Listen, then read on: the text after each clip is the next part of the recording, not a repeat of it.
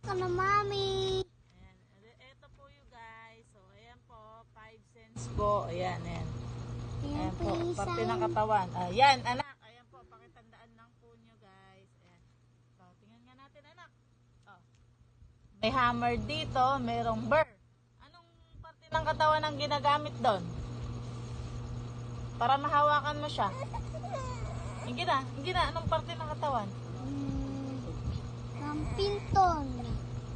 Ano ginagamit na parte ng katawan daw? Kamay. Kamay. Sa rainbow, tsaka sun, tsaka crescent. Ano yung ginagamit na parte ng katawan? Mata. Mata. Sa ice cream, para makain mo siya, tsaka yung apple, tsaka yung cake. Ano ginagamit mo? Parte ng katawan? Bibig. Bibig.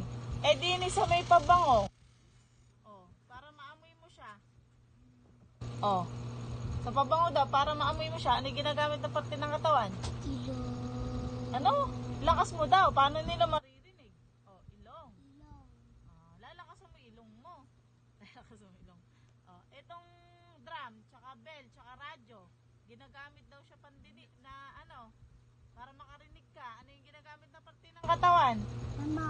Mata. Parte ng katawan na para makarinig. Tenga. Tenga. Very good. Dito, kamay. Dito sa rainbow, mata. Ikaw daw magsabi sa kanila. Bibig.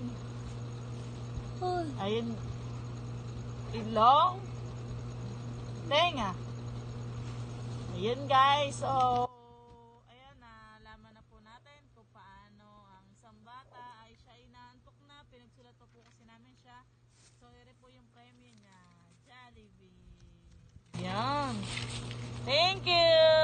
I hope nag-enjoy po kayo. Salamat.